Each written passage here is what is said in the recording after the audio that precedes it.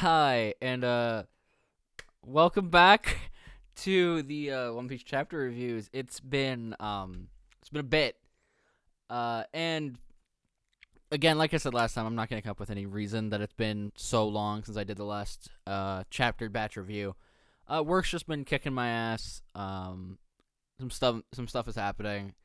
And yeah, this is my first free day in five. I worked 5 days, and then today's my day off. So I thought I'll record this now. I have chapters 1091 to 1098 to review, and I was just gonna wait until it hit 1100 just so I can get them all done.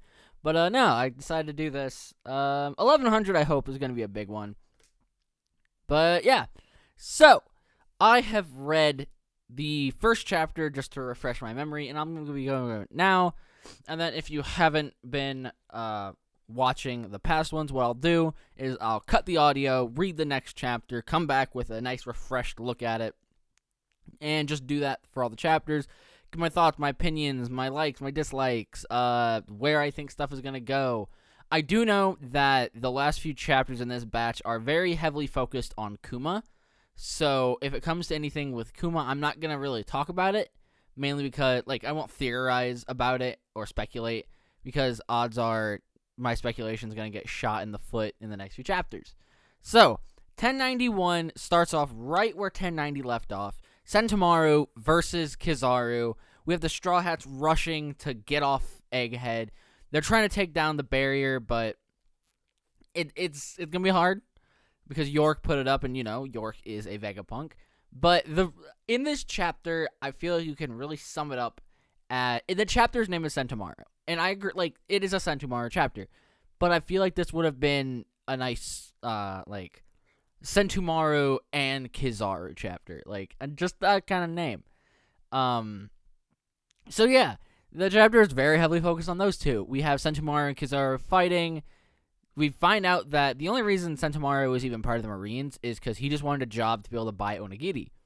So he was assigned by Vegapunk to be Vegapunk's bodyguard, and Kizaru taught him everything that he could. But obviously, Kizaru had a few tricks left up his sleeve, i.e. his devil fruit. So that's kind of the basis of that entire chapter done.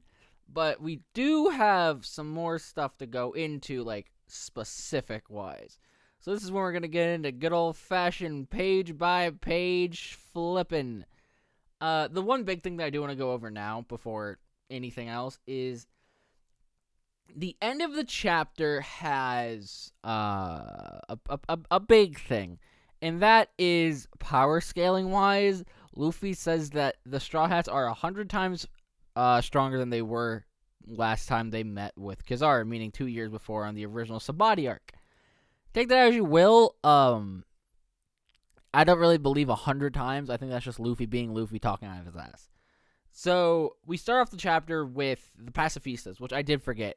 When Sentomaru gets taken down, because Kizaru takes him down, he takes the command ship and he reorients them because the mechanized sea beasts are attacking, the pacifista are attacking everything. So it's not exactly a good look, but some of the vice admirals are actually fighting off the pacifistas and the mechanized sea beasts. In particular, we see Doll and one other guy. I don't remember his name. He has a big mechanical arm. And then we cut to, like I said, the main part of the chapter where they're trying to shut down the force field while Sentomaru and Kizaru are fighting. The entire time, Kizaru is telling him he should just give up. He can't beat him. But Sentomaru's very stubborn and tells him that since he owes Vegapunk his life, he will not dishonor anything Vegapunk wants him to do.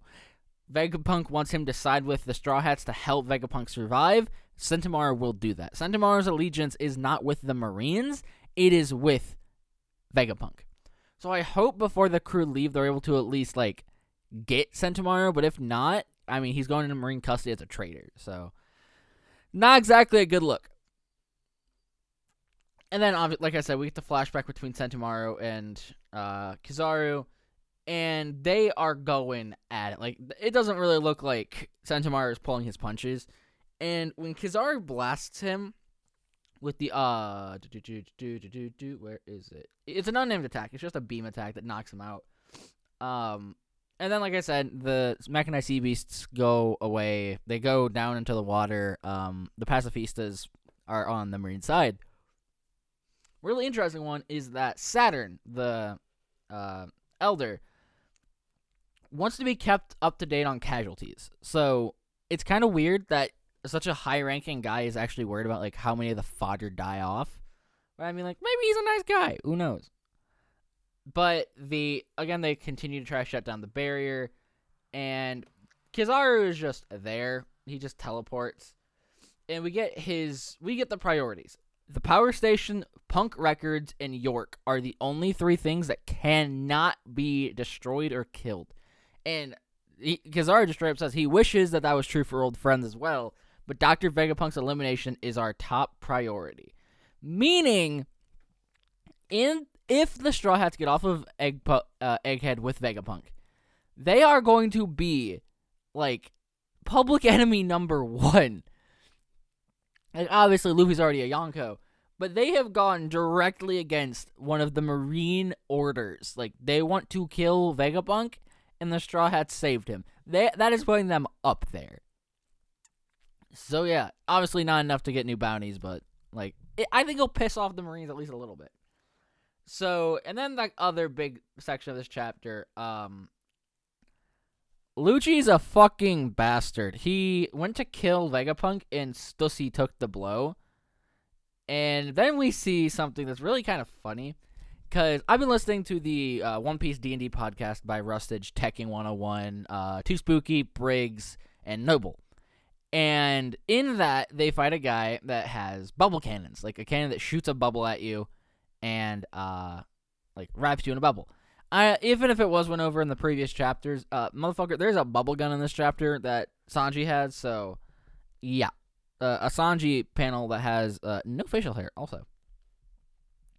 But Zoro fights with Lucci, and Lucci wants to power scale himself. He really saying that he's him.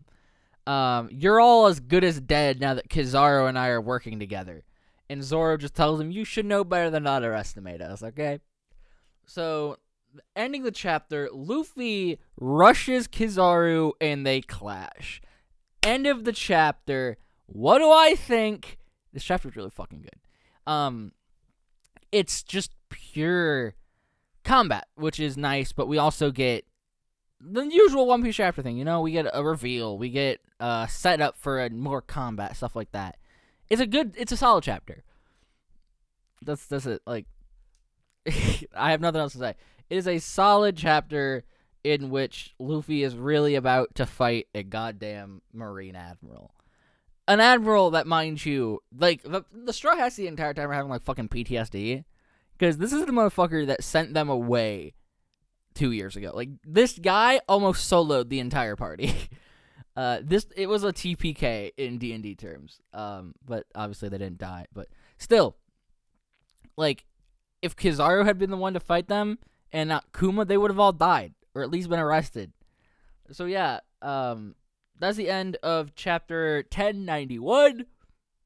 You'll have to forgive my constant yawning and if I, like, cough or if there's any odd cuts in the audio. I'm sick, and I really thought today would be a good day to record this. So, yeah. End of 1091, beginning of 1092. And we are right back with chapter 1092. I changed where my mic was, so I don't have to, like, worry about it. But it's always been a thing in these videos. I always fuss with it as I'm talking. But 1092 is actually really, really good. We get a nice amount of, I don't want to say power scaling again, but let's just start off with what happened at the beginning of the chapter. Kuma, it's a day ago on Marijois. Kuma got there, got flanked by guards, and just used Ursa's shock to tell them all to fuck off. And fucking Akainu's there. And the goddamn fucking Celestial Dragons are bitching at Akainu for being so bad at his job. And about how, like, this one guy wanted lobster, but they told me it was out of stock. How could that happen? This has never been done before. How could us on Marijois not have the food we want? And Akainu goes to kill him because under the pretense, if we can't control you, this is it. We can't allow dangerous men like you to run wild. Your personality was supposed to have been erased years ago. Where in the world could a walking corpse like you have to go? And he blasts him with the same hit that he hit Whitebeard with way back on Marineford. Pretty sure this is also the same strike that killed Ace. I'm not too sure. Although his hand is open during the strike. This is more like a slap versus a punch. But it's Hellhound. Sorry, I know that sounded like shit. I hit the mic. But Kuma takes it. He bleeds from it. Akainu goes to hit him again. He knocks off his foot. And Kuma just vanishes. Gone. And this is when Akainu gets a flashback to when he was talking to Bonnie about how Kuma's consciousness will never return. He volunteered to be reborn as a weapon, and Bonnie insists that he wouldn't do that and he would not leave her behind. And the fucking Celestial Dragons continue to insult Akainu, saying, how could you have the gall to call yourself a fleet admiral? And we end with Akainu. Like, this section of the chapter ends with Akainu saying, you've lost your will, your mind, everything. You're just a damned puppet now. And then we cut back to Egghead. And the battle's going bad for our boys. The Marines have actually started to win. They've been knocking out the Sea Beast. The Pacifistas are getting blown up. And, like, they know that Kizaru's up in the clouds fighting whoever's protecting Vegapunk. And then we see Kizaru was fighting Snake Man Luffy. Like, he did not hesitate. This man transformed. And they're going blow for blow, and Kizaru tells him, no, it's clear you really are the man who took down Kaido. And yet, I have to wonder why a pirate like you would want to protect Vegapunk.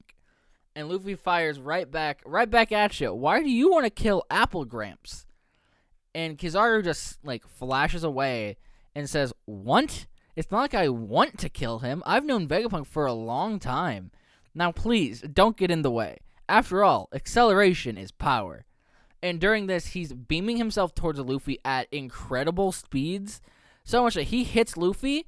Luffy hits Vega Force 1, the giant robot that was carrying the Sunny to the coast. And he smashes right through it. And he smashes out of the dome. And then Lilith tells Frankie, Bonnie, and everyone to run. Because Vega Force 1 blows up. And this is when they're talking about, like, the crew start talking about how they have to get the ship to the coast and how they can't, like, they have to make sure the ship's okay. And then we get a little interaction between Kizaru and Bonnie, in which he tells her that she's gotten a bit taller. Kids sure grow fast these days. I'm here on orders to eliminate Dr. Vegapunk. You have it out for him, right? Don't get in the way. And Bonnie goes for an attack, in which she names Timely Thrust. And it just kind of looks like she's holding a wire and she just kind of, like, thrusts. But I guarantee it's, like, sped up or something. Something that the manga can't really, like, show us. Regardless, it's just an attack that Kizaru just dodges, right? He tells her not to make him hurt any other old friends, and he just kind of blasts her away. And Frankie goes to use Radical Beam, and Kizaru just vanishes. And we see in the next page, the Vegapunks have broken through York's coding, which really raises the question, why the fuck York thought that her coding by itself would be enough to stop several Vegapunks. It's kind of dumb, but whatever. No, Kizaru is literally right there, like, about to murder Vegapunk. And then we hear Luffy saying, that hurt! And then he fucking smashes through the room, grabs Kizaru in Gear 5th Giant form. And, then the big thing of the chapter happens. Like, the robot that we saw way back when, that big as fuck robot, yeah, it's starting to turn on. So, any question that it was somehow related to Joy Boy, I think, is now gone, because it awakens when Luffy uses Gear 5th, which, as we all know, is Joy Boy incarnate. Yeah, this shit's getting wild. It was a good action chapter. We got some nice character moments. And we are, again, we're just setting up another really big reveal. I think those are just, like, the keys to good One Piece chapters are just those aspects. But yeah, this is a good chapter. Really excited to see where everything goes. Like I said, I know we get more Kuma content in the later chapters, but this is going to be interesting to see because we're not just worrying about the Kuma stuff where he's going, what's going on with him, but like the combat on Egghead is actually like peaking. Not peaking like in a can we get much higher, but like it's getting really intense. People might be starting to drop, okay? Just straight up. Like, maybe not die. Like, we saw Sentomar go down. I don't think he's dead. But, like, we're starting to see people actually drop. And we're starting to see our plan as the Straw Hats start to fall apart a little bit. With Vega Force 1 being blown up, Sunny being semi-shipwrecked on land. So, yeah, it's going to be interesting to see where this goes. Oh, and Bonnie got blasted away. So, whatever her plot is going to be, I also look forward to it. It's going to be obviously tied into Kuma, though. So, that was 1092. Now, on to 1093. I will be back in a flash. Everything I said about the last chapter applies here. We get some nice character moments. Sorry, 1093.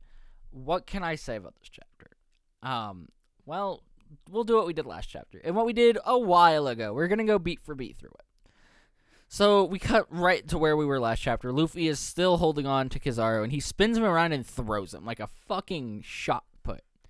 And this is when we kind of get the combat layout. So, Luffy's dealing with Kizaru up in the sky. Zoro's dealing with, Lucci. Sorry, I forgot his name.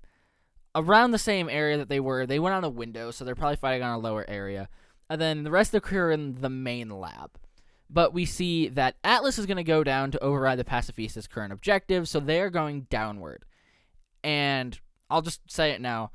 Vegapunk, Atlas, Sanji, and Frankie are all going on this mission. They're all going down, I believe. No, they're going on the...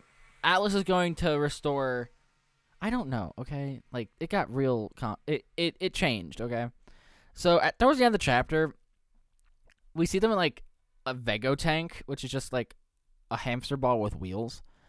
But Sanji's holding on to the bubble at one point, and then Frankie's holding on to the bubble. So I believe they're all going to the same place. I think they're going to save Bonnie.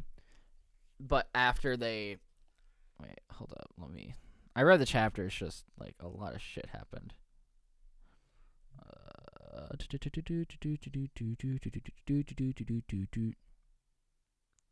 Okay, so what Atlas does at the end of the chapter is in the bubble. Okay. So yeah, that's the game plan. So it's Atlas, Stella, Sanji, and Frankie are going to rescue Bonnie. Everyone else is staying in the main lab. And so after that, Jinbei has brought all the stuff that Vegapunk wanted to on board. Or aboard, sorry, TCB translations. And then we get to see where Bonnie went. She's down on, like, the main level with, like, all the Marines. And you can definitely tell she was here because a bunch of the Marines are really old and really young. And we see that while she was falling, Sentomaru caught her because he got up to catch her. And he told her to get out of here, the Marines are coming. And she's wondering where she can go, if she can, like, maybe slip out once the heat dies down. And Luffy, cutting back to the action, Luffy asks if Zoro needs a hand with Lucci, and he says, nah, like, this guy is nothing to what, like, at the level he's at, it shouldn't come to the captain. And Lucci tells him that the head of an emperor's number 2 is still a decent consolation prize. And then we cut back to the main action, which is, obviously, the Kizaru fight. So Kizaru uses, I'm going to butcher this translation, Yasakani no Magatama, which is his, like, little orb attack. And he used it to rematerialize himself away from the ocean, which, unironically, really cool usage of that. So, this comes to a bunch of little clones of Kizaru flying around, where Luffy has to actually fight them off. And he uses Gum Gum Booming Dawn Whip, which, as we all know, is just his normal, like, swing kick. And then he uses Gum Gum Booming Dawn Stomp to get a few of them out of the combat. And then, by that time, all the clones are gone, and the real Kizaru is in the room with everyone else. So, Brook, Usopp, Nami, all of them. And Luffy's up in the air. Like, he can get there, just, like, not immediately, but he has Usopp in his hands. And then we see that Vegapunk is like very, maybe not desperate, but he's very determined to save Bonnie. And Luffy tells him, don't do it, you're going to get yourself killed. And as Kizaru is lining up another laser beam shot, Luffy literally eats it. And the light just kind of blasts out of his face. And then we get the big part of the chapter.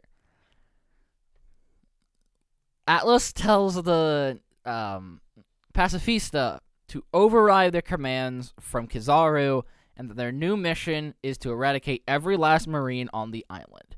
And at the very end, we get a shot of Saturn. So, again, good chapter, good combat. I like the clever use of Kizaru's fruit. Like, he can move at the speed of light.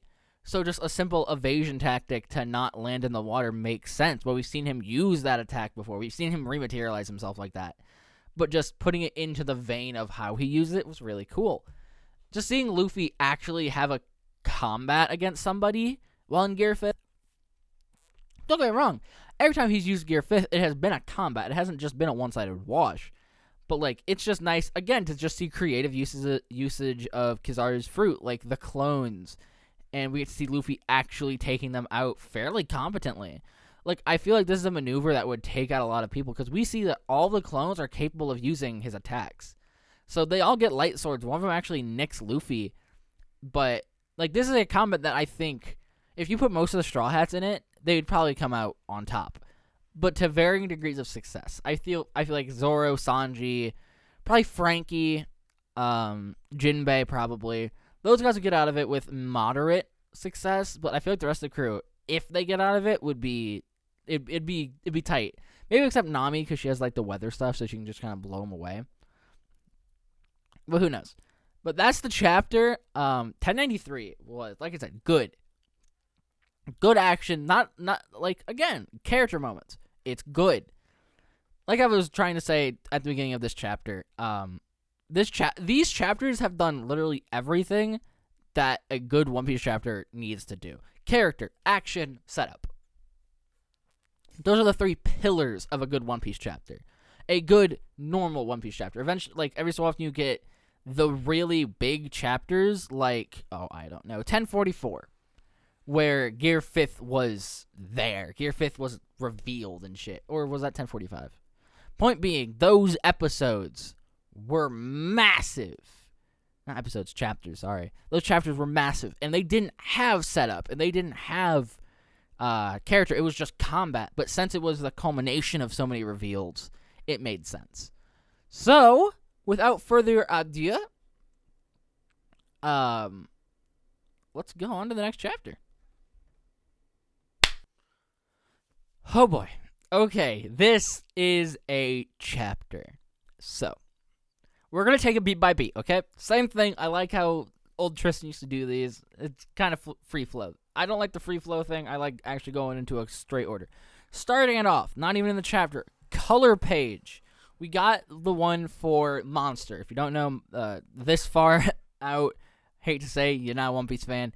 Oda's previous manga before One Piece Monster is finally getting an anime adaptation by, I believe, Toei. And we got a color page with Ryuma, the skeleton from Thriller Bark, Zoro, all the members of the Shimotsuki clan, Zoro's teacher, Kuina, and the guy we met in the flashback of Wano, the one Zoro knew as a kid. And we have the blue afro guy from Wano, the guy from Yamato's flashback that looks a lot like Zoro, and then the fox spirit. So, obviously, Monster is very sword-based, kind of Japanese. I mean, very Japanese-inspired, obviously. But, yeah, I haven't read Monster. Maybe in the 1100 chapter review, I'll read Monster. But we start off again recapping what happened in the last chapter, with the order being given to eradicate every last Marine on the island. And they immediately turn on the Marines, like, they start blasting. So I start blasting. And we have immediately turned, like, these Marines are having a whiplash of a day. I would hate to be any foot soldier Marine on this island right now.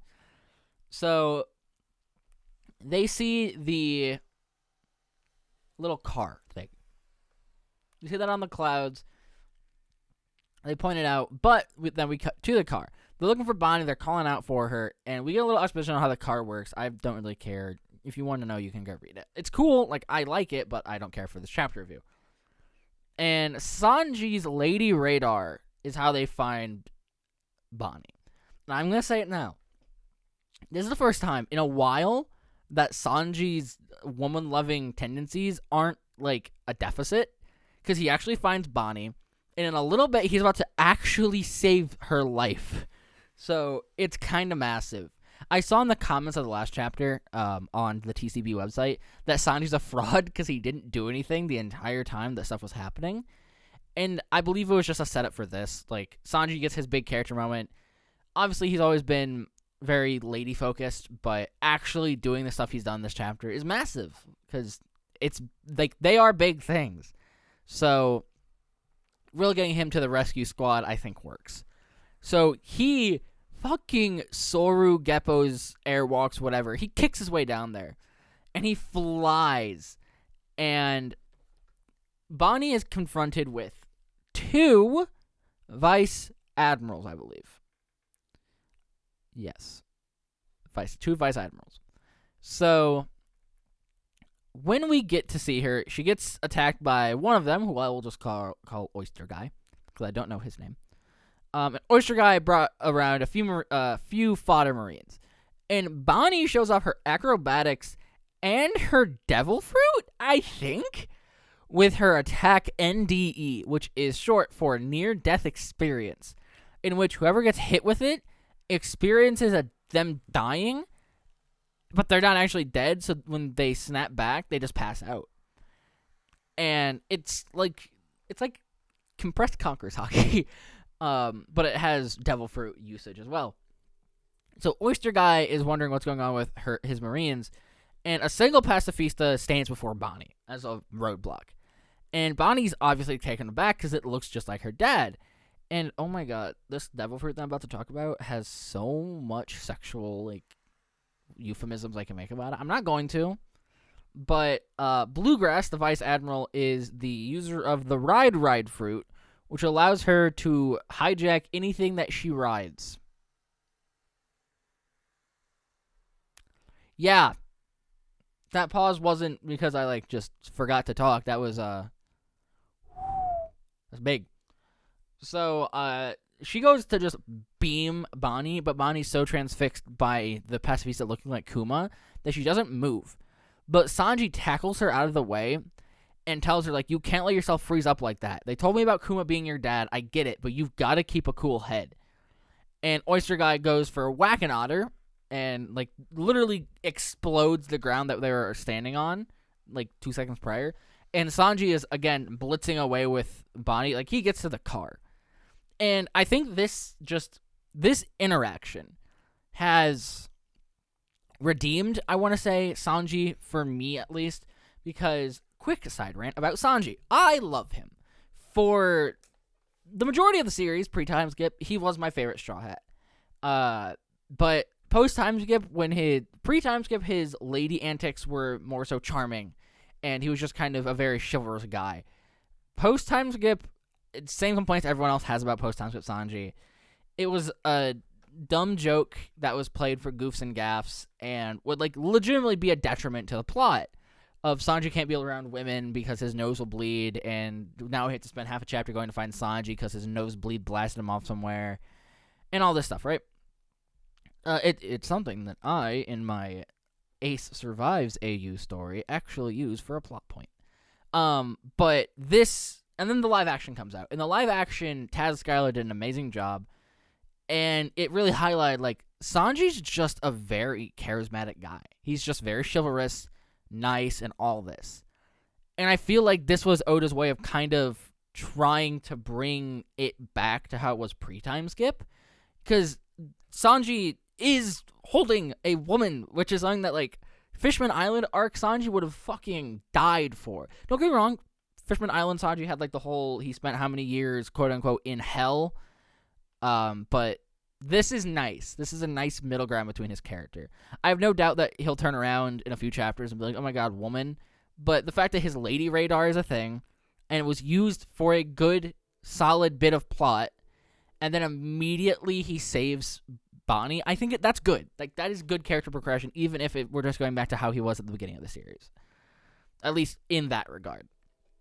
Then we cut to Kizaru and Luffy, and they are going at it. And Kizaru, Luffy, Zoro, and Lucci all feel something. And so does Jinbei, and I believe everyone else does too, including the Marine Vice Admirals. Because then we get... oh boy. Pacifista units, cease all action immediately. All Marines on the island, be advised, Saint Saturn of the Five Elders is about to make landfall on Egghead. All Marine ranked Commodore and below are hereby ordered to avert their gaze. Transgressors will not be forgiven. So saying this is massive would be a great disservice to how this is portrayed in the chapter.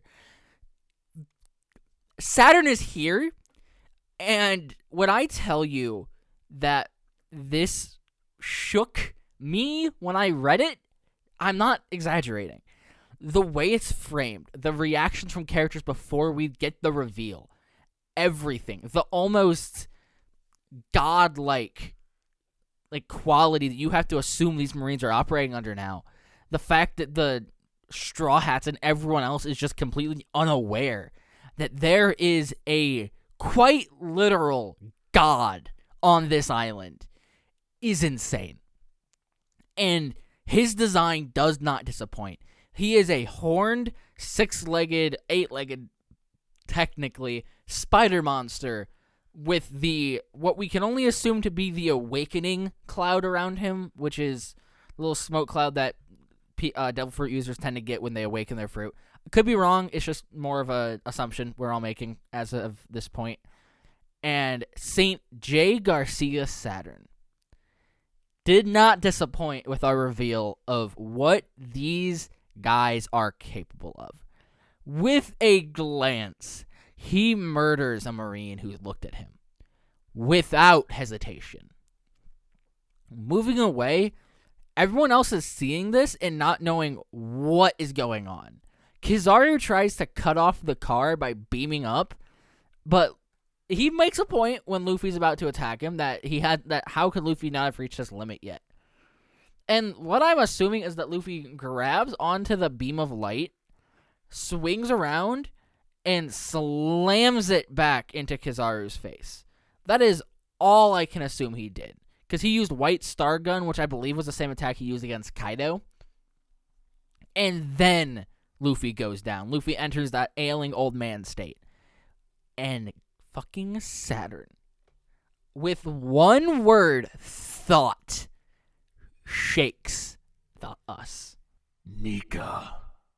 And again, with just a glance, he blows the Veg tank out of the sky, and everyone lands right in front of him, just prone. So Frankie's tending to Vegapunk. Atlas is being relatively a badass.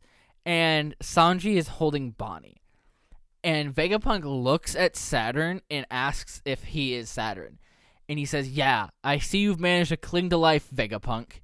And in an instant, Bonnie understood the assignment. She got out of Sanji's grasp, grabbed a sword, went for Saturn, and fucking stabbed him. This is my favorite chapter in so long, strictly because of how whiplash this is. We get the reveal of a possibly quite literal god, which I'll get into after I get done with this part, because this is something I actually want to talk about. And then he just gets stabbed. Only One Piece could do that. But what I want to talk about with the fruit that Saturn has is just that. It might not be a fruit. I saw the idea float around Twitter and floating around my brain when this chapter released that maybe the Five Elders didn't eat devil fruits, and instead they are legitimate monsters. They are legitimate devils. They are yokai. And that each one is going to be modeled after a different form of yokai from Japanese mythology. So saying that he's a devil fruit user could be completely wrong. He could literally be a devil. Which, like, then raises the question, if he is, are the devil fruits, like, caused by them? Or was it just kind of a coincidence? Maybe they have nothing to do with each other. Maybe they did eat devil fruits. Who knows? Maybe they're all just people who ate, like elder level devil fruits. Like, the fucking, I don't know, Toru model, the fucking elder edition Toru model Griffin. I don't fucking know. But yeah, just a thing I wanted to bring up is, like, maybe the elders aren't devil fruit users, and maybe they are just legitimate devils. Food for thought, you know? Food for thought. Holy shit. This chapter. Okay. 1095, sorry. We keep the hecticity up here. I don't even know if that's a word, but I'm saying it now. The hecticity. It's chaos, but it's hecticity. These chapters are happening bang, bang, bang, bang, bang. And I think reading them back to back like this is good because you really keep the momentum going. You get another announcement. Saint Saturn of the 5 Elders has landed. All Marines beneath the ranks of Rear and Vice Admiral are to evacuate the area immediately. Do not look back. Even a peek will not be forgiven. And then we see all the Marines running for their goddamn lives. And then we get to see, like, the normal soldier's view of these literal gods. I've only ever seen him in portraits. He's even above the celestial dragons, and he can boss around an admiral like it's nothing. Why would someone so far up the divine hierarchy come all the way down here from Mary Joie? And we see what unfolded at the end of the chapter. Bonnie stabbing Saturn. And everyone's like, you've, like, crossed the line. That is one of the 5 elders. And the Marines are all taking aim. And Garcia, as I will now call him, Garcia, Saturn, whatever, he gets this look in his eyes, like the light. And he tells them, Stop squirming, you pathetic maggots. If I did not wish to be stabbed, I would have simply dodged. And with that, he does the thing that he did to the other people, but he doesn't, like, kill her outright. He more so, it's like a concentrated hockey blast. Like, he's just blasting her with Conqueror's hockey. She's out like a light. And he just grabs her. And Sanchi goes to jump and, like, attack Garcia, but he's slammed down with, again, only what I can describe as just, like, a blast of hockey. And he pulls the sword out of his chest, and it just disappears. The wound just disappears. It closes. The blood cleans itself up. And all the Marines are trying to keep the pressure on and get Vegapunk. But Garcia tells them to keep their weapons. If they keep their weapons trained on him, that they might slip past. And tells Kuzara that he's kind of disappointed, but he understands it. And then he goes to kill Luffy. Casually. He goes to step on Luffy with his fucking spider leg. But Frankie uses strong right and then chases it with just a grab hand, grabbing Luffy and bringing him to himself. And Garcia just straight up tells him, like, you're the kind of pirates that sit together. And Frankie, being the man he is, says, haha, so even the biggest big shots in the world are after our captain's head? Good to know. And oh my god, I love Frankie. This is Frankie's, like, first big moment in so long, and I love it. So, after this, he goes on to say that their existence of just being here is unpredicted, but it's not going to change anything. The entire island is blockaded off. And that, yeah, sure, Vegapunk's betrayal hit, but it doesn't mean anything. Or in his exact words, Straw Hat Luffy, Jewelry Bonnie, your involvement in this affair was certainly unforeseen. However, the coasts have been completely blockaded by our army. It would be something to see you escape from such a hopeless situation. We shall see what fate has in store for you. Vegapunk, your betrayal is a heavy blow. I am grateful for all you have accomplished for the Navy during your tenure. Now, which one of you is to die first? Tell me the cruelest order possible. I want you to die cursing yourselves for daring to cross the world's government. Human nature is to blame. Why must people always be tempted by that which has been explicitly forbidden? and then that's when we get, like, the explanation for what everyone else is feeling. They think that it's not tech that he's using, obviously, so it has to be some sort of devil fruit ability, right?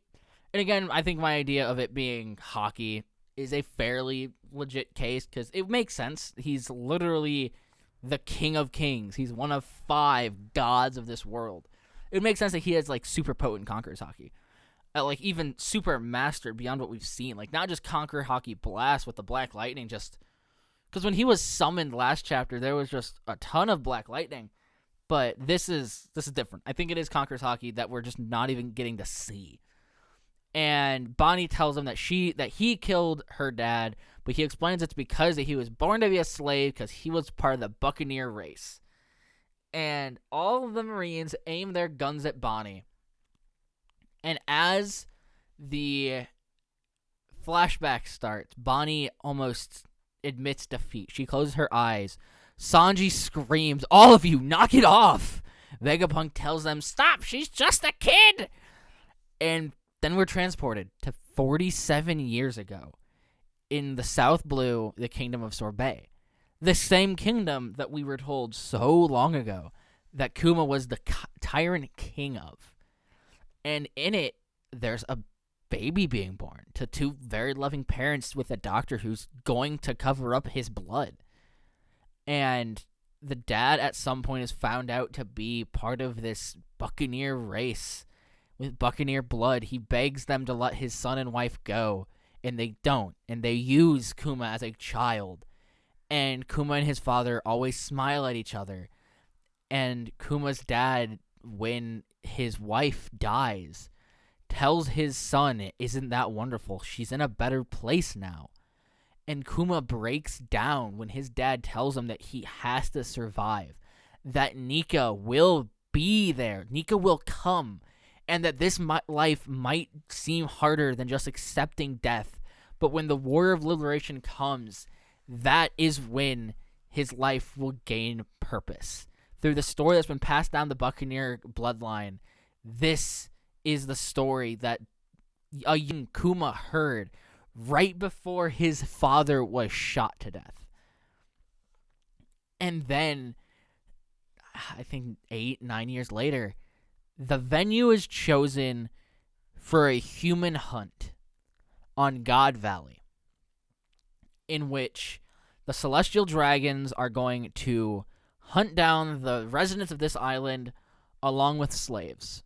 And being there are at least Saturn, potentially the rest of the night or the elders, but also God's Knight Saint Fingerland Garling, which, if anyone knows anything about what I've said previously, this single name of Fingerland has ruined my theories for Shanks. But he tells them that he needs a handicap to keep things interesting for the human hunt, which is why he takes the point deduction for killing before it starts. Kuma tried to get away from his group, and before the hunt begins, a familiar face appears, and it is Ivankov, who says, "Hey, wait up! So you're the star of this farce? A buccaneer? No wonder! You carry the blood of the giants in you." And then we also meet Ginny, who is just a young girl eating a piece of meat. They're both slaves. And Ivankov tells Kuma that, "Why do you all have hopeless looks glued to your faces? I, for one, want to live. Hell, what are you gonna do?" And oh my god, if just my voice and the fact that I went about separating this into just a very clear distinction does anything, this chapter is good. I adore this chapter. It does everything right. There's minimal action. It's all character moments. When I say that One Piece is built off of action, character, and reveals, that goes for characters and chapters. With Sanji, he is a nice mix of all of them. Zoro is mostly action. But this chapter is almost the exact opposite of the Gear 5th reveal. This is sheer exposition. This is just a flashback. And it hits. For a character we've known for years, like decade, I think, if not more than a decade, at least 10 years, we've known of Kuma. And his character has always been kind of a mystery. And we've been getting these details filled in bit by bit. but finally getting his flashback is massive. And this isn't to gloss past the fact that this is happening on God Valley the same year, preferably around the same time, that Gold Roger, Roxy Zebex, Monkey D. Garp, and the entire God Valley incident happens. So what I think is going to happen now, this is my tinfoil hat conspiracy for what's going on God Valley. We've gotten several flashbacks about God Valley, but we've never seen the incident itself. So what I think is going to happen is the human hunt is happening. During this, Ivankov and all the slaves are trying to rally up. And while this is happening, Roxy Zebek shows up. Potentially to potentially just to kill the elders, because as we know, he is for upheaving the entire system. Which at this point, they're trying to make us think that Zebek is like this evil guy who had nothing but horrendous intent for the world. And all we've heard about him is from Marines. But what if it turns out that he was unironically like trying to save the slaves, trying to kill these 5 dictators of the world? And that's what Kaido, Big Mom, and all them were there for. But Whitebeard or Roger shows up, and not understanding like what's happening, he just fights his rival. He just fights Zebek. And Garp is called in because this fight of pirates is happening in front of world nobles. Maybe, just maybe, the elders don't want to get involved. And they call in their trump card. Just a Marine Vice Admiral who's just good at what he does. Or hell, maybe Garp's even there. Because as we see, the world nobles aren't just there by themselves. There are Marines there as well. So, yeah, that's what I think is going to happen. And then, if we really want to, sure, we can say Shanks is like Fingerlin Garland's kid or something. But from what we know, he was found in a treasure chest on God Valley, which doesn't really strike me as the kind of thing that one of the God's Knights kids would be doing, unless he was hiding, like Law was. But now I think another good idea would be, what if Shanks is just a slave? That all these theories are being thrown around, and we've known Kuma's a slave for a while, but this it'd be a good twist, is what I'm saying. Like, if it turns around that Shanks was actually a slave on God Valley and that's it, he was just a really coincidentally placed child. That would be nice. Kind of gives you that Spider-Man vibe of not everyone has to be born to what they are. Maybe you can just be who you are. But whatever. That's just getting into stuff I don't need to get into. So yeah, really good chapter. And now we are on to 1096. When I tell you that these chapters are taking a long time to record, each one's been like 10-ish minutes. So, our 20-minute video, here we go. Woo! 1096. You know, I just spent like a minute or two describing what I think is going to happen for the God Valley incident. Yeah, I'm stupid. It literally happened in this chapter. So, from what I gather, the crown jewel of Hachinoso, which we know was Rox's home base, was stolen by the Roger Pirates, or by the world. I think it's the nobles. And now the Rox Pirates and the Roger Pirates are going to God Valley to get it back. And Garp's been called in as reinforcement because the Marines are aware that stuff is happening. And Fleet Admiral Kong called them in. All this time, the human hunt is still going on. And the plan for the slaves is that they're going to use the chaos of the hunt to get the 2 treasures of the hunt, which, as Ivankov describes, are 2 devil fruits, the Azure Dragon Fruit and the Pawpaw Fruit. But this is only after Ivankov has told everyone, like all the slaves that will listen, that you will never win the hunt if you play their game. It's rigged. They're all going to die. They're not going to get the freedom that was promised to them if they survive 3 weeks. They're all going to die. And we cut to Garland scoring 10,000 points quick. And then we see that, or we get the exposition that Ginny, the other slave, is a pro thief and a wiretapper. 2 weeks back, she leaked everything to the outside world and just was hoping that someone was going to come. And Kuma volunteers to be a decoy for the plan. And we see the Rocks Pirates roll up. And holy shit, this squad should be illegal. We have Whitebeard. We have fucking Shiki, Big Mom, a new piracy Kaido. This is his rookie tenure. Stussy, a guy who's just drinking. I don't know if we know who he is. I like him, though. I like his style. The previous head of the Kuja tribe, Glaricia, a guy wearing a pretty decent suit of armor, and then a smiling figure at the very bottom. It's Rocks. And on the next page, we don't need to be introduced to the Roger Pirates. We don't need a nice splash page. We get a panel of Roger, Rayleigh, Gabon, and a few other members just rushing. And Garling is calling all Marines to fall back. All the God's Knights are going to come up and fight, and the Celestial Dragons need to be protected at all costs. And while this is happening, the Marine reinforcements show up, being Garp and a few other men. The guy with the hat from East Blue is here. I think that's him at least. I forget his name. But the slaves have now reached the Devil Fruits. Ivankov has one, and Kuma has the other. And before either of them get to eat them, Big Mom is just there. And she just linebacker tackles Ivankov and takes the Devil Fruit. Kuma eats his real quick, and Ivankov says, if we can manage to get a single person off this island, we can call this a victory. And before Kuma gets to use his fruit, Garcia's there, and he fucking punches him. And he tells them that if you're born a slave, you have no reason to live.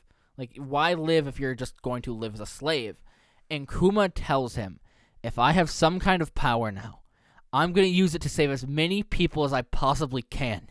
Just like Nika. And Saturn gets that same look in his eye that he got when he saw Luffy. And then we get a nice cutaway wide shot of what we can assume being the battle happening. We get text bubbles saying, hold it, Rocks, you're in my way, Roger. And some exposition saying that this fateful incident would soon be obscured by the shadows of history.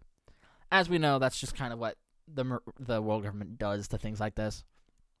And then we cut to the kingdom of Sorbet, where we find out that Ivankov, Kuma, and Ginny, along with 500 slaves, survived.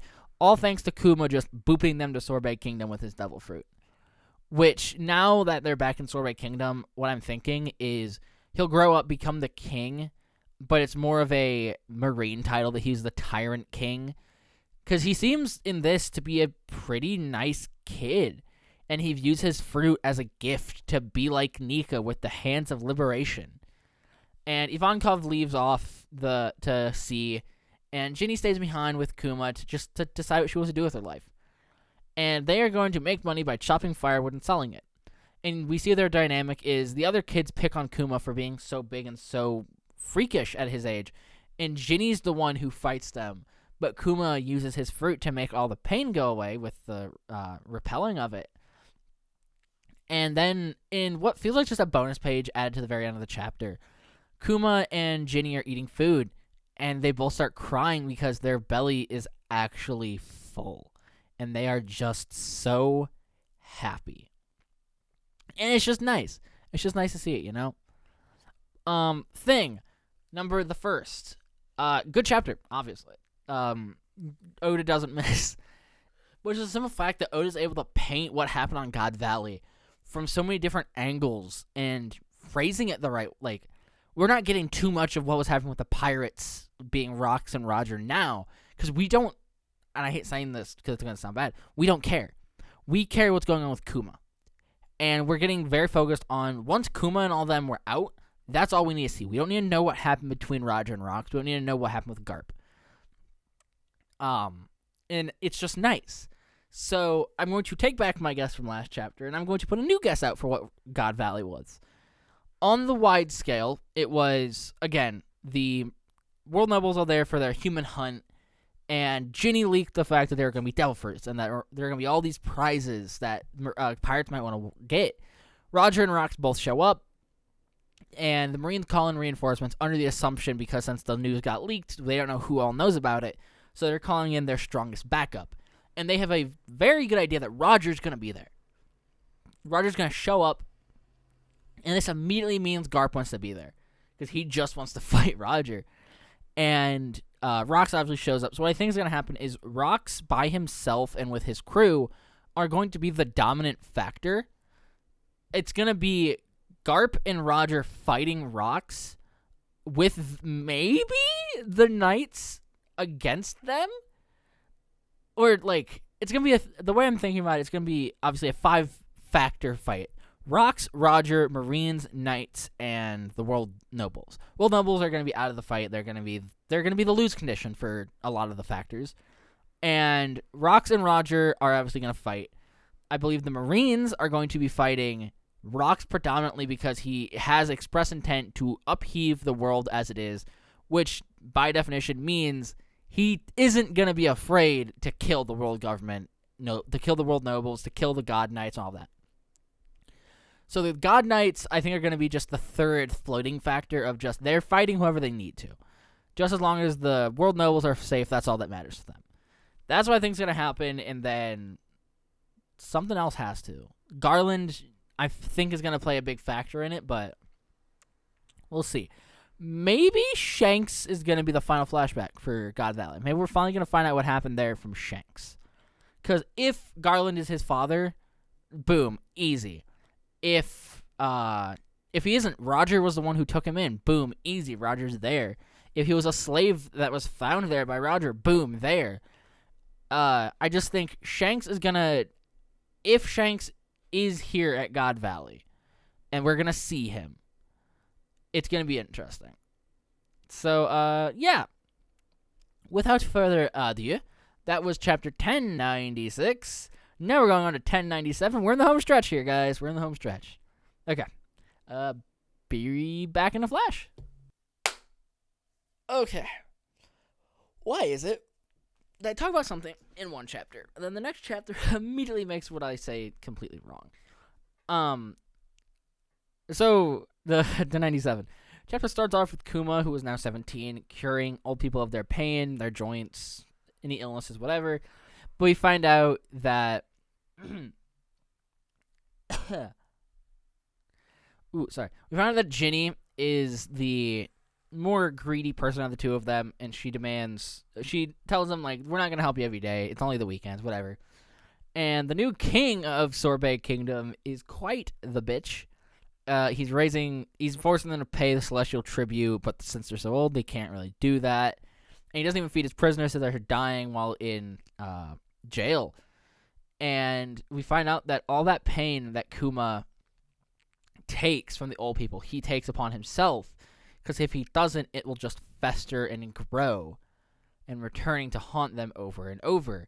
And he tells Ginny that, more than anything, I'm just glad I can do something to help them feel better.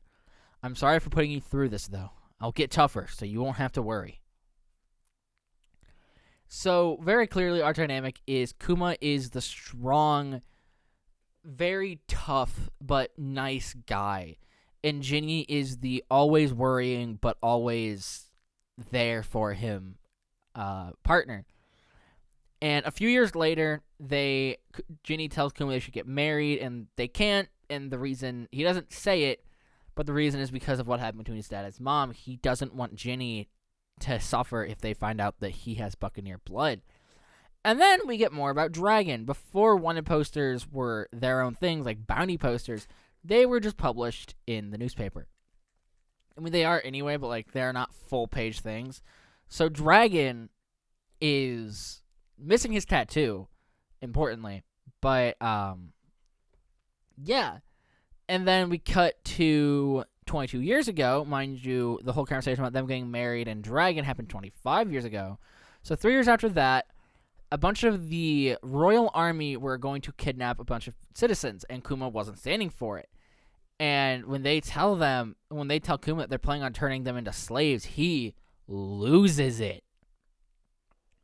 And the king tells them that even though the policy might be hard to swallow, he tells his guards that even though the policy might be hard to swallow, they're going to have to suck it up.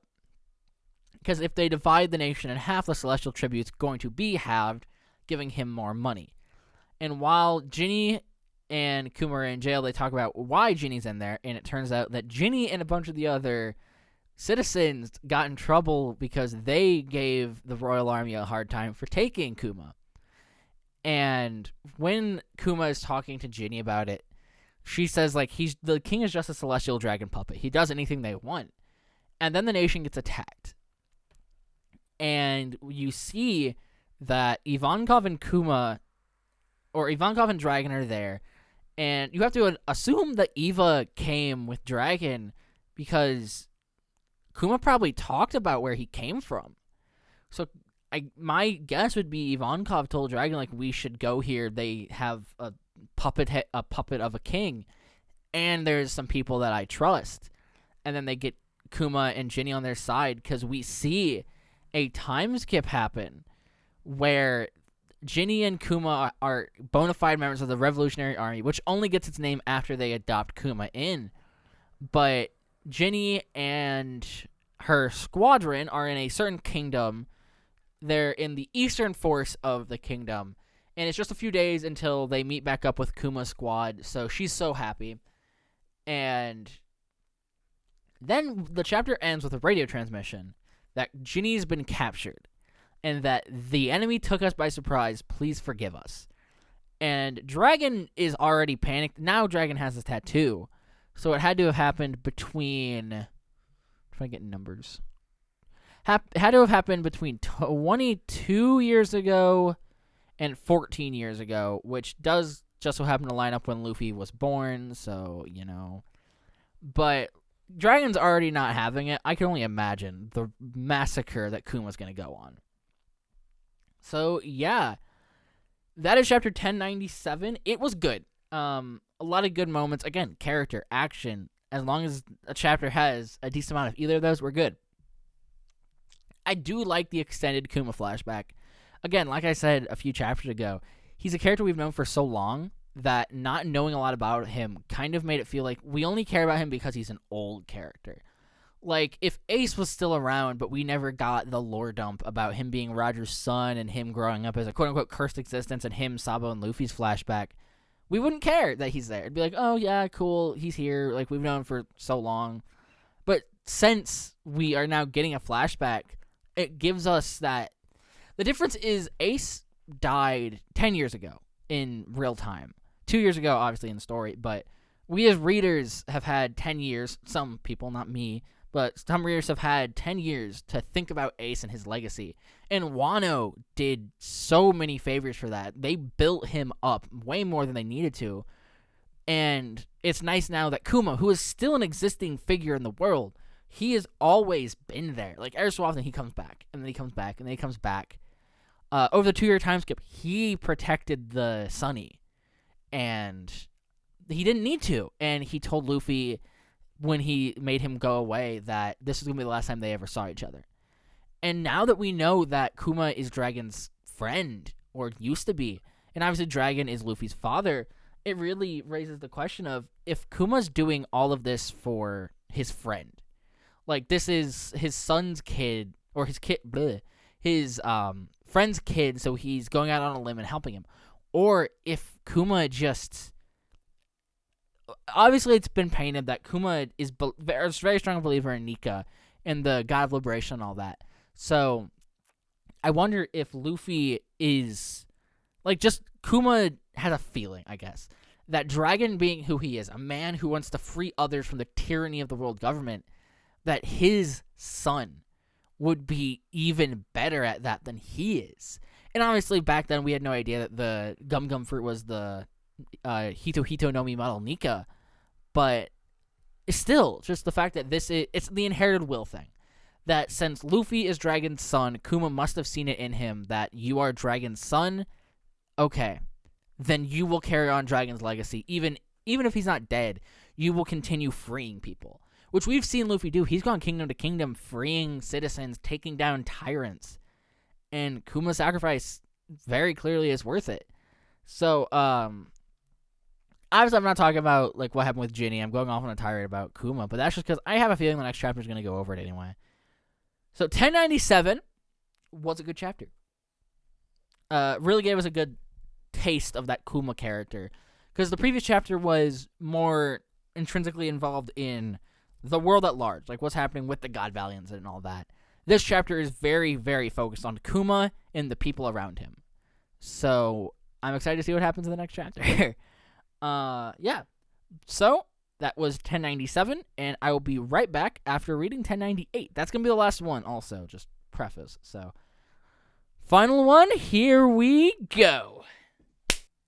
And this chapter did not pull its punches. So, we continue to be revolutionaries through everything that happened that day with Ginny.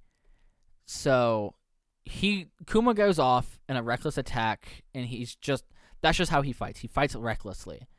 And when he finds out that Ginny's been captured, and we find out how she was captured, she just caught the eye of a celestial dragon, and he just wanted her.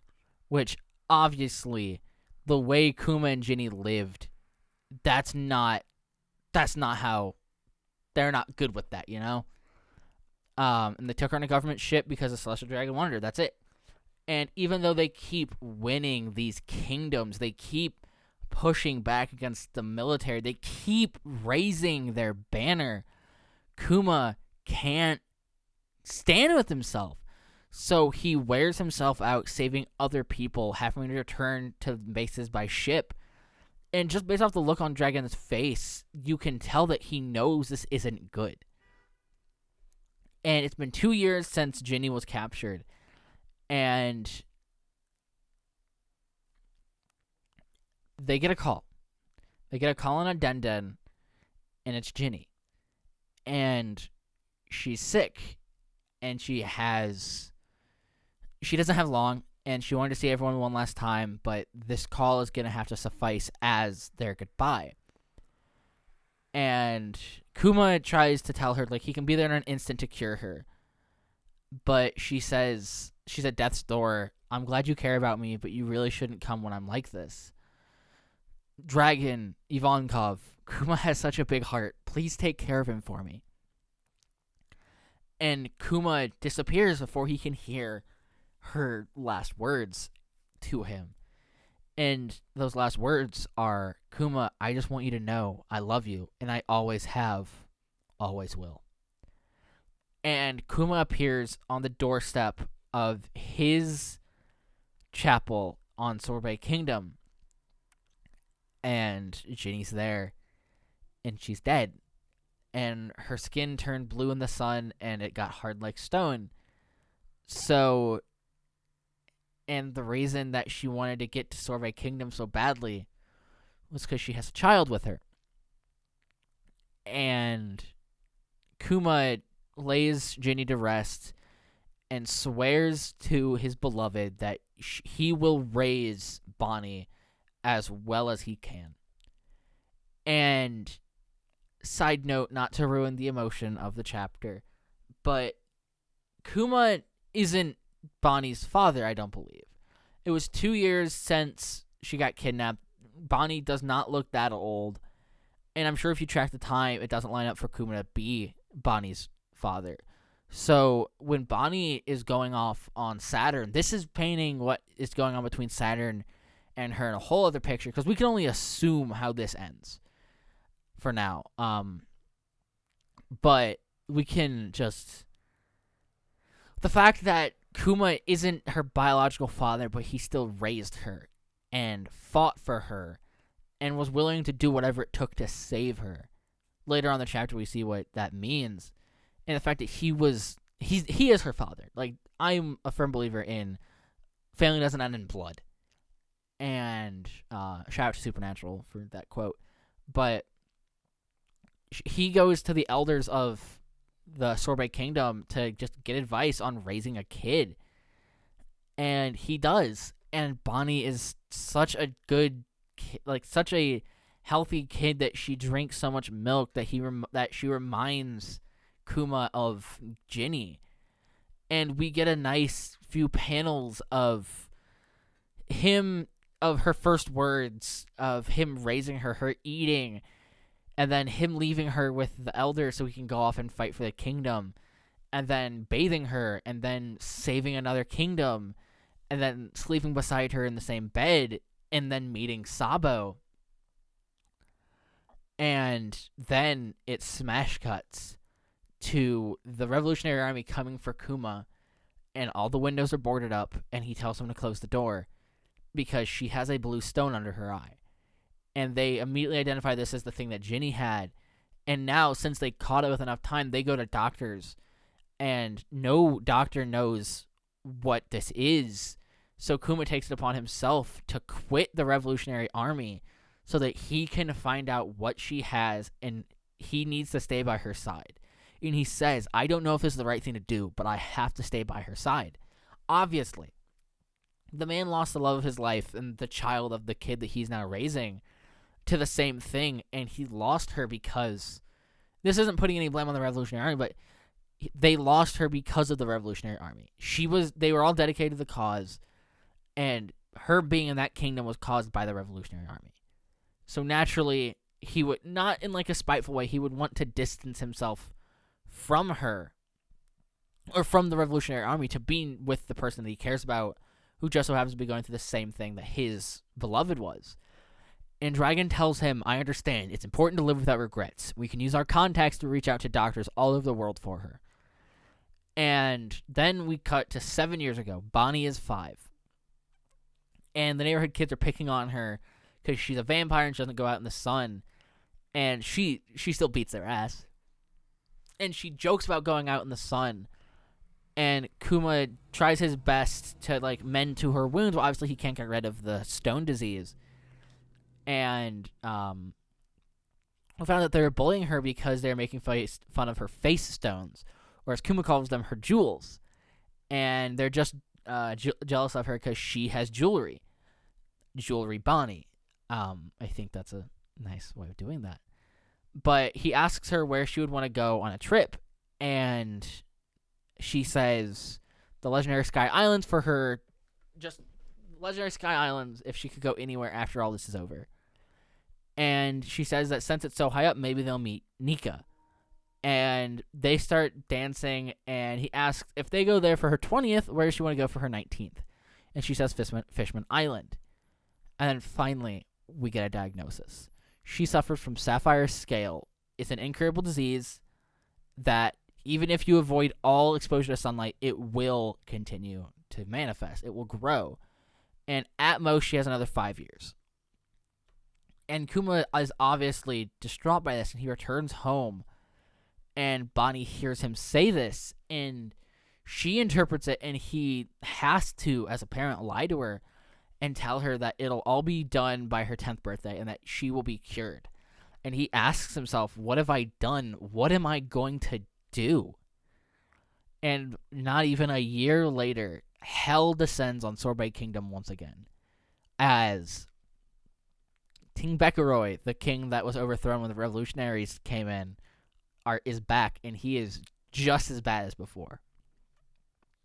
And he still wants to cut the country's dead weight, but this time he's going to burn people in their homes. And Kuma obviously has to choose. Is he gonna be the revolutionary, the peace fighter that he's been for his entire life? Or is he going to be a father who stays by his child no matter what? And I think this is getting into the crux of Kuma's character. He can't do both. He can obviously wait for them to come to... He can wait for the kingdom's guard to come to him. And he can fight them off with Bonnie by his side protecting her.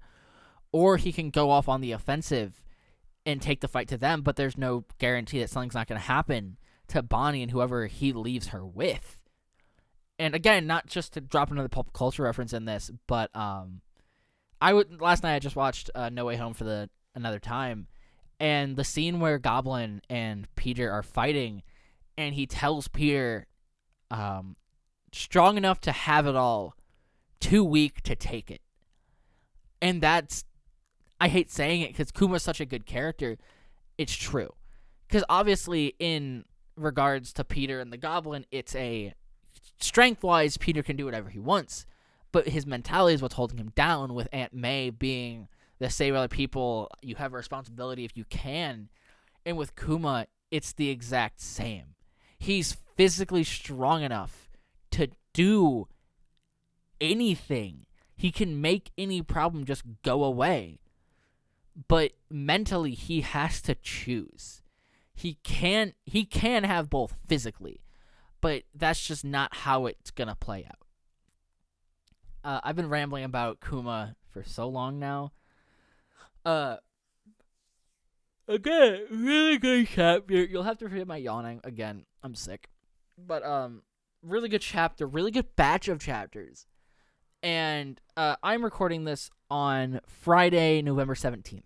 I don't know when I'm gonna edit this and put it up, but it could be a long time. But yeah, the chapters just keep coming.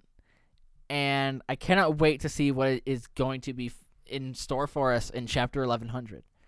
It's going to be the first big milestone that I've been here for the series, like chapter-wise. I've been here for Gear 5th. I've been here for the end of Wano. I've been here since Ifrit Janbei. But this is going to be my first 100-chapter switchover. I actually haven't been here for 100 chapters. I think I came into the series early 1020s, maybe. I can check real quick. Okay. My first chapter review was over chapter 1028, in which Sanji smashes the raid suit. So, I've been here for 80-ish chapters. Not a long time, but still. But this rollover for 100 chapters is going to be massive for me. But yeah. I don't know if I'm going to review both chapters when they release, or if I'm going to wait for a double up. 2 chapters in one video would be quite easier than what I'm doing here. I've fallen way behind on chapter reviews. I have this for One Piece. I have so many chapters of Chainsaw Man to review. I don't know how I'm going to. Then I have, I think, 2 or 3 of Berserk. Berserk I wanted to stockpile a few of just because the chapters are a little shorter. Same thing with Chainsaw. They are shorter, so I figured I can stockpile them. But these chapters of One Piece, each section of this video is a section that I'd be perfectly fine having released 2 years ago as its own standalone. So, yeah. If for some reason you've watched all the way through this, I know like nobody watches my videos, but it's fine. It's just a nice outlet for me to get my ideas out. And I can always go back and see what I thought of a chapter when it came out. And then I can reread it, and maybe I had different opinions. But if there's anyone watching this out there, and you agree with anything I say, disagree with anything I say, have your own things you want to add on certain chapters, just let me know. Comments are down there. Again, no one ever does because no one watches these videos. But still, if anyone has made it to this part of the video, liking would be greatly appreciated. Again, little content, little of my content actually makes it out of just my channel. But, it's always nice. And if you're new here and you actually watch this, and maybe you've watched a few my other One Piece chapter reviews, subscribe. Like I said, I do One Piece reviews, Chainsaw Man reviews, kind of. It's been like a year. And Berserk reviews. So, yeah. And then I obviously occasionally drop a gaming video or a color video or something. We'll see. Like I keep saying, I want to do content for the channel, but work's kicking my ass. So, yeah. Until next time, stay safe, have fun, and read more manga. Okay, guys. Bye.